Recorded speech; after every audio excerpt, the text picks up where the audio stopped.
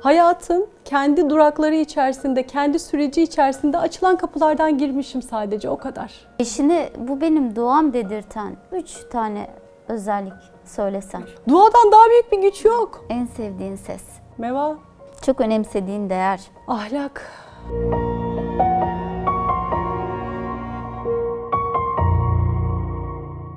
Küçükken bana sorarlarmış, her çocuğa sordukları gibi büyüyünce ne olmak istiyorsun diye. Hep anne dermiş. Yani hiç böyle doktor olmak istiyorum, mühendis olmak istiyorum, yazar olmak istiyorum. Öyle bir kariyer planım, öyle bir duam hayatımın inan ki hiçbir noktasında olmadı. Mesleğim benim duam değil. Hayatın kendi durakları içerisinde, kendi süreci içerisinde açılan kapılardan girmişim sadece, o kadar.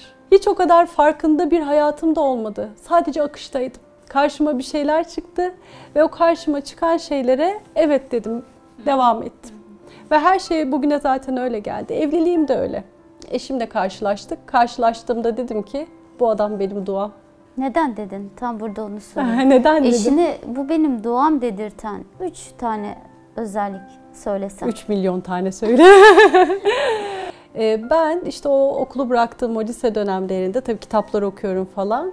Allah ömrüne bereket versin. Muhammed Bozdağ'ın Ruhsal Zeka kitabını okuyorum. Ve o kitapta dua etmenin mahiyetini öyle derin anlatıyor ki heyecanlandım böyle. Niye heyecanlandım? Çünkü Güzeller Güzeli Aleyhisselatü Vesselam'ın bir hadisi şerifi, insanlar bilseler ki dua ne kadar güçlü bir şey, dağları yerinden oynatır, elindeki gücün farkında olmakla ilgili o kadar güzel anlatıyor ki, ya Rabbim dedim, yani sihirli değnek falan bekliyoruz ya, var aslında elinde yani. Öyle bir merciye dua ediyorsun, diyor ki ben kuluma şah damarından daha yakınım, dua edene icabet ederim ve duayı bekliyor ve kabul ederim diyor. Böyle bir merci ve senin şu hayatta ne istersen iste, ona zor yok, ona imkansız yok ve tek verebilecek merci. Böyle bir Allah kul ilişkisi tarif ediyor. Heyecanlandım ve diyor ki dualarınızı detaylandırın. Yani Allah için zor yok. Ben başladım. Düşünüyorum, evlilik ilişkimi düşünüyorum. Evimi hayal ediyorum böyle. Ve anlatıyorum, ya Rabbim akşamları oturalım, birlikte çayımızı içelim, şu konulardan konuşalım. Görünüşünü hayal ediyorum, diyorum ki sarışın olsun, yeşil gözlü olsun. O kadar ince ayrıntıları düşünüyorum ki her şeyiyle. Diyorum ki Allah'ım Galatasaraylı olsun. Çünkü diyorum ben Fenerbahçeliyim. O Galatasaraylı olursa diyorum Galatasaray Fenerbahçe maçlarını izlemek çok keyifli olur. Aramızda tatlı. Yani bu kadar ince detay. Hani belki çocukça denebilecek her türlü detayı. Çünkü ayakkabı bağını da isteyeceksin yani Rabbinden, değil mi? Sonra bir gün bir vesileyle kulakları çınlasın Betül diye kardeş gibi büyüdüğüm bir arkadaşım, o zaman Moral FM'i çok yakın dinliyor. Benim hiç radyo kültürüm yok. Ve diyor ki bir gün birlikteyiz. Birlikte yazı yazıyoruz. Yazı yazıp dergilere gönderiyorduk böyle. Yazı yazarken dur dedi. Ben dedi bir radyo programı var, onu hiç kaçırmıyorum. Bir yandan açayım. İstek programı. Adı ne? İsmail Tongar'la 4x4 dört dörtlük program. İyi dedim, aç. Açtı. Dedi ki sana istek şarkı isteyeyim mi? Dedim oluyor mu öyle bir şey? Tabii dedi. O zamanlar ICQ var. ICQ'dan mesaj yazıyor böyle. Programa benim için bir şarkı istedi falan. İsmail Bey de çaldı işte Betül'den kardeşi gibi gördü, arkadaşı Hatice'ye falan diye. Ay benim bir hoşuma gitti böyle adımı duymak radyoda falan. Ondan sonra programı dinlemeye devam ettim. Sonra kendi ICQ numarasını veriyordu İsmail Bey. Oradan böyle ben de ona mesaj atmaya başladım. Yazışmaya başladık. Sonra bir baktık biz birbirimizi tanımak istiyoruz ama birbirimizi hiç görmedik. Yani ben nasıl biriyle yazıştığımı bilmiyorum. O nasıl biriyle yazıştığını bilmiyor. O zamanlar yok böyle Instagram'a fotoğraf koymak falan. Sonrasında bir gün bir organizasyonda, Moral FM'in düzenlediği bir organizasyonda karşı karşıya geldik ilk kez. Baktım ve dedim ki bu adam benim duam. Yani görünüşü bu kadar tutamaz. Öğreniyorum Galatasaraylıymış falan. Ay diyorum adamı tutar. İşte nelerden hoşlanır, neyi sever, nasıl bir evlilik ister falan konuştukça her defasında daha fazla ikna oluyorum. Ve geldim babama dedim ki baba, böyle ben dua ediyordum. Karşıma da böyle bir insan çıktı. Ben onu tanımak istiyorum. Bu evliliğe gidebilecek bir şey çünkü. Öyle hissediyorum. Sizin de onu tanımanızı istiyorum. Hani bir şekilde bu yapalım. Ailemle geldi, tanıştı. Ondan sonra biz işte birbirimizi tanışmaya daha ilerlettik, görüştük falan. Onun askerlik süreci oldu, gitti geldi. Sonrasında işte söz, nişan, düğün derken 2005 yılında Rabbim nasip etti, aile olduk. Ama temelde ben kendi çocuklarıma da hep anlatıyorum bunu. Hani şey gibi çok kötü bir laf var. Ya hiçbir şey yapamıyoruz, bari dua edelim. Duadan daha büyük bir güç yok. Allah'tan istiyorsun. Allah'ın nasıl bir güç, nasıl bir kudret olduğunu içimizde hissedersek sanıyorum bu duayı da daha iyi anlamlandıracağız. Duanın ihlas ve sırrına baktığımızda aslında senin az önce tarif ettiğin eşini hayal ederken ki duanda da madde yoktu, mana vardı. Sadece bu dünyaya ait olan ve kişiyi bu dünyada belki refah seviyesine çıkaracak olan maddeyle duayı süslemeye çalışmak da aslında çok doğru bir tercih değil. Mayasını mana oluşturursa o manaya mukabil ve o hissetmediğin, istemediğin dünya saadeti de sana nasip oluyor. Öbürü de aslında duayı ederken az önce eşinle ilgili duanda mana vardı. Evlatlarında ne vardı onu merak ediyorum. Enes mesela çok teenni sahibi, çok iç huzuru derin bir çocuktur. Benim kaygılı, telaşlı halimi, belki çocukluktaki o yaralarımın verdiği iç telaşlarını çok dengeler. Eymen ateş parçası. Duygularını çok yoğun yaşar. Belki benim öfkeli tarafım bana çok aynalıyor. Onu sakinleştirirken kendimi de sakinleştirme yollarını bulmaya başlıyorum. Meva, kızımda bambaşka şeyler yaşadım. Neden? Çünkü belki kız çocuğumun olmasından dolayı kendi çocukluğuma çok gittim onunla. O kadar kendi çocukluğumda yaşadığım, travmatize olduğum anların, farkında bile olmadığım anların bir duygu durumu olarak, bir kalp çarpıntısı olarak onun pek çok halinde karşıma çıktı ki oralardan kendime yollar bulmak, onun o çocuksu halleriyle o içimdeki çocuğu da eğiliyor olmak, bugüne getiriyor olmak en büyük öğrenmelerim. Bizi tedavi ediyorlar. Bazen de her şeylerini bilebileceğimizi, kaçamayacağımız alanlar olduğunu bazen nefsimizin tuzağına düşerek düşünüyoruz ama bir de hani acziyeti kalın harflerle kalbimize yazdığımız hayatımızda anlar oluyor evlatlarımızla ilgili. Evlatlarından herhangi birisiyle ilgili. Daha ilkinde yaşadığın ilk çaresizlik. Acziyet daha ilkinde. Bak şimdi düşün, ben işte çocuk gelişimi eğitimleri alıyorsun. Hani sıradan bir anneye göre o dönemde bu kadar olmasa da daha bilgili biriyim yani. Hani alana meraklıyım, zaten okumaya başlamışım falan. İşte hamilelikte ne yapılır, neler dinlenir, folik asitin ne kadar önceden alacak, biliyorum bunları yani. Ve ona göre yaşamaya çalışıyorum. Sen misin bilgiyle hareket etmeye çalışan? Hamileliğimde bir problem ortaya çıktı ve ilk 3 aydan sonra ta doğuma kadar sürekli yattım. Hiç beklediğim gibi olmadı. Ondan sonra doğum normal doğum olsun. O dönemde işte prenses doğumlar, eşimle doğuma gireceğim falan. Yani bütün şey var, bütün jargona hakimim. Normal doğum başladı, olmuyor. Başımda doktor, ki başhekimdi doktorum. Ben dedi böyle bir şey yaşamadım. Yüzünde doktorun telaşı gördüm. Bir hasta için doktorun yüzünde telaşı görmek kadar dehşet verici bir an yok. O rahatsa sen rahatsın çünkü. Telaşı gördüm. Apar topar dedi sezaryen. Ya anneyi kaybedeceğiz ya bebeği. Öyle bir hale dönüştü. Dişimde dolgu bile yoktur. Hiçbir ameliyat, operasyon geçirmemişim. Ve ilk geçirdiğin, hiç beklemediğin, hazır olmadığın şekilde sezaryen gibi dehşetli bir ameliyat.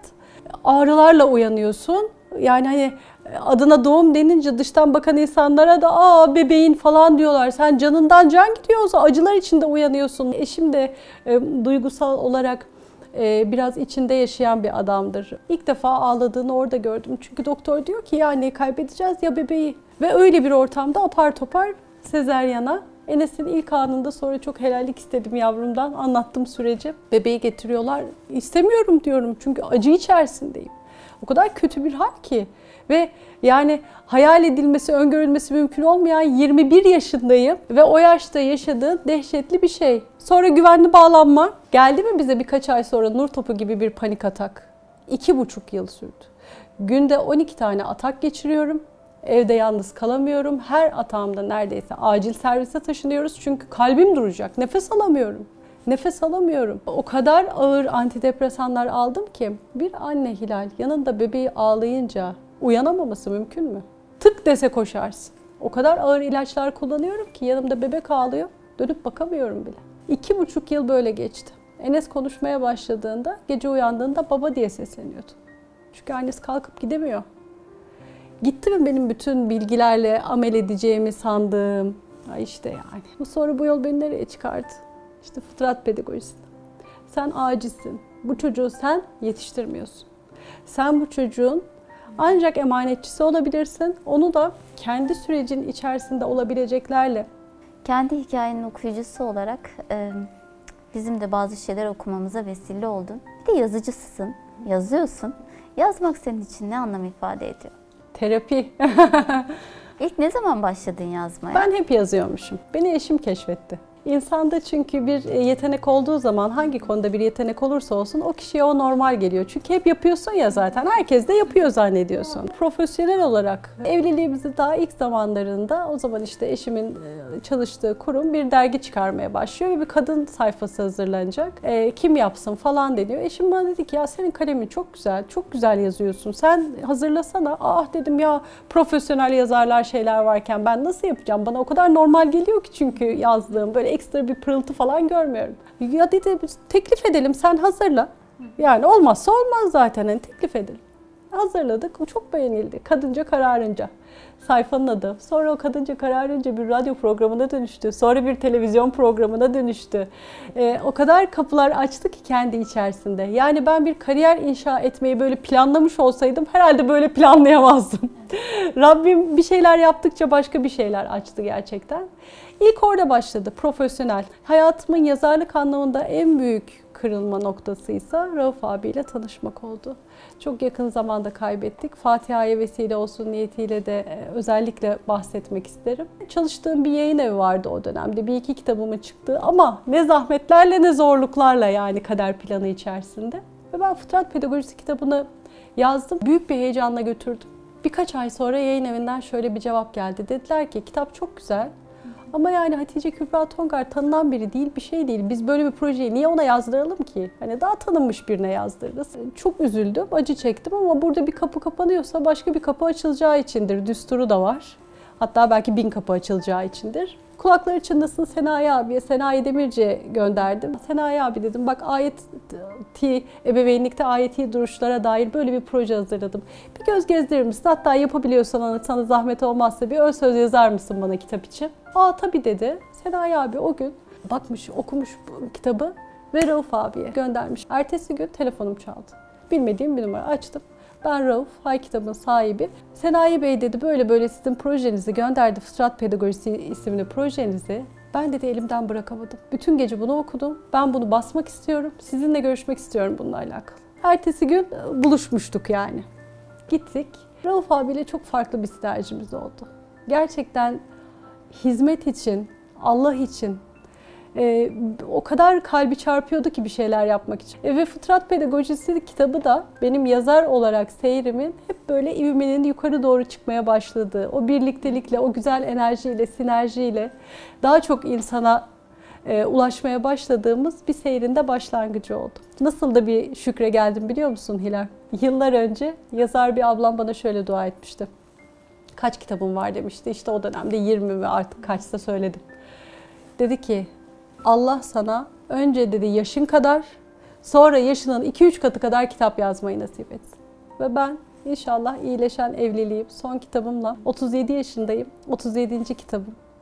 Rabbim yaşım kadar kitap olmasını elhamdülillah göstermiş oldu.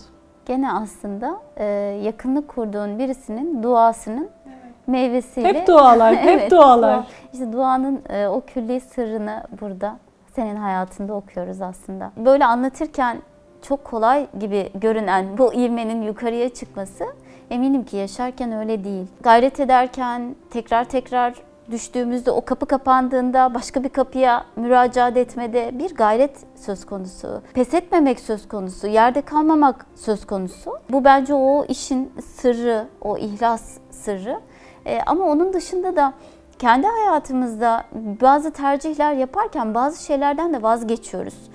Oraya tercih ederken başka vazgeçtiğimiz, bedel ödediğimiz ya da keşke dediğimiz ya da demediğimiz ama keşke demediğimiz ama şöyle olsaydı da daha iyi olur deyip başka bir yerde telafi etmeye çalıştığımız şeyler de muhakkak oluyor. Bir de şu var, seni tanınmaya başladığımız zaman, o ivme yukarıya çıkmaya başladığı zaman herkes alkışlamıyor. Her kapı sana hayırlı açılmıyor. Bazen hiç hoşlanmadığımız, hiç duymak istemeyeceğimiz, bizim niyetimizde ve halimizde, hareketimizde olmayan ama o okların bize geldiğini hissettiğimiz zamanlar oluyor. Böyle zamanlarla da karşılaşıyorsun, böyle olaylarla da karşılaşıyorsun. Böyle karşılaştığın zaman ne hissediyorsun ve nasıl tekrar ayağa kalkmayı veya düşmemeyi veya cevap vermemeyi kendi içinde Bu dediğin duygu durumunu yıllar önce bu sosyal medyada işte bu tanınırlık falan başlayıp senin tanımadığın insanların senin hakkında konuşmaya başladığını ve bunun senin kulağına gelmeye başladığı o ilk dönemlerde kendimi böyle bir odaya kapatmak istediğim bir dönem oldu. Yani kimseyle görüşmeyeyim, kimse beni görmesin. Çünkü genelde şey zannediliyor, yani bir insan tanınıyorsa popüler olmak istiyor zaten. Ya da tanınır olmak istiyor zaten, bunun için bir şeyler yapıyor zaten diye düşünülüyor. Benim yapımda bu yok. Yani sen de biliyorsun, sen de öylesin çünkü. Yani kendimle kalmayı daha çok seven bir insanım. Hep arkadaşlarım, dostlarım bile sayılıdır yani. Hele ki kendi kontrol alanının dışında böyle bir, çünkü kontrol edemem ki. Kimler evlerinde benim hakkımda bir şey konuşuyor mu, konuşmuyor mu, hiçbir şey bilmiyorum ve hiçbir şeyi kontrol edemem bu anlamda. Bunları hissetmeye yeni başladığım bir dönem eşimle bir akşam yürüyüş yapıyoruz. Dedim ki ben iyi hissetmiyorum, ben kapatacağım Instagram hesabımı. Çok kötü hissediyorum kendimi. Ben insanlar benim hakkımda konuşsun falan istemiyorum. Bunun kaygısını yaşamaya başladığımı hissediyorum. Eşim de döndü bana dedi ki, İnsanların senin hakkında gıybet edip etmemesini tek bir şekilde dedi engelleyebilirsin. Sen kimse hakkında gıybet etme. Sen kendin kul olarak insanların arkasından konuşup onların canını yakmayı kendi diline Allah'ın haram kıldığı düsturda durursan Allah da senin hakkını korur. Sen kendini koru bu halde, Allah da senin hakkını korur. Şu cümle, Allah senin hakkını korur. Burada rahatladım ben. Doğru.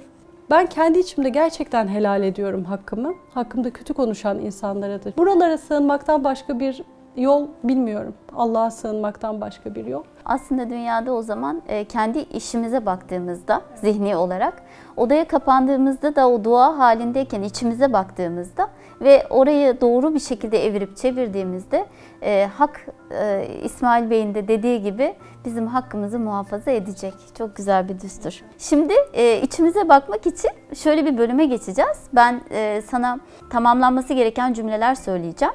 Sen de serbest çağrışım dediğimiz bu teknikle tamamlamanı rica edeceğim senden. Hadi bakalım neler çıkacak. Başlayalım. Çocukluğumun kokusu. Gelmiyor burnuma, ne yapacağız? Hakikaten yok. Bak da ablamamışım. En etkilendiğin kitap. Ruhsal zeka. En sevdiğin ses. Meva. En sevdiğin mekan. Evim. Huzur bulduğun insan. Eşim. Çok önemsediğin değer. Ahlak. Dostluk senin için. Sıcak. Mevsimin. Yaz. Baban. Güç. Abin. Uzak diyesim geldi. Niye? Amerika'da yaşıyor ondan mı acaba? Duygusal uzaklık olmasın inşallah. Hani bir şarkı vardı. Seninle her şeye varım ben. Üzüldüğünde. Ağlarım. Korktuğunda. Ağlarım. Öfkelendiğinde. Ağlarım. Mutlu olduğun an. Orada da ağlarım. Çok teşekkür ederim. Son bir soruyla kapatmak istiyorum programımızı. Bu soru aslında pandemiden sonra çok sık ocağımıza düşen, kalbimize düşen, aslında hep bildiğimiz bir son var, ölüm var.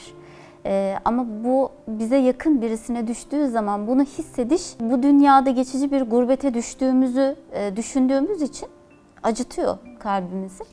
Ama kendi ölümümüzü düşündüğümüzde Mevlana Hazretleri'nin Şebi Aruz gibi nitelendirdiği gibi bakıyoruz inşallah ölüme. İnşallah öyle de yaşarız. İnşallah. Hani üstadın dediği gibi ölüm güzel olmasaydı ölür müydü peygamber düsturuyla biz kavuşuyoruz ama bir de geride bıraktıklarımız olacağı için belki özellikle anne olduktan sonra farklı bir hassasiyet oluyor. Hoş sada bırakmak istiyoruz belki dünyadan giderken. Allah korusun. Rabbim hayırlı uzun ömürler versin evlatlarına ama bu soruyu sormak istiyorum. Sen öldüğünde bu dar dünyadan asıl mekanımıza seyahat ettiğinde seni bu dünyada kalanlar nasıl hatırlasınlar istersin? İyi insandı desinler ya. O kadar yani. Hani soruyorlar ya hani nasıl bilirdiniz? İyi bilirdik. O iyi bilirdiği gerçekten hissederek deseler yeter. Başka bir şey değil. Bu bir tamamlanma hikayesi aslında Hatice. Dostluk da birbirini tamamlıyor. Yani bir araya geldiğimiz ve hiç tanımadığımız insanlarla buluştuğumuzdaki konuştuğumuz kelimelerde cümle hepsi birbirini tamamlıyor. Ve bir tamamlanma hikayesinde tam anlamaya çalıştığımız, senin de hikayene eşlik etmiş olduk. Bize kendini açtığın için, kalbini açtığın için, evini açtığın için çok teşekkür ediyorum. Ben de çok teşekkür ediyorum. Her zaman evime geliyorsun. Bugün farklı bir misyonla geldin. Gerçi yine bir dost sohbetine dönüştü. Senin o sıcaklığın sayesinde. Ekibine, emeği geçen herkese teşekkür ediyorum. İyi ki böyle bir yolculuğa başladın. Takipteyiz. Teşekkür ederiz. İyi ki geldiniz, iyi geldiniz. Hoş bakın zatınıza. Zübde-i alem sizsiniz.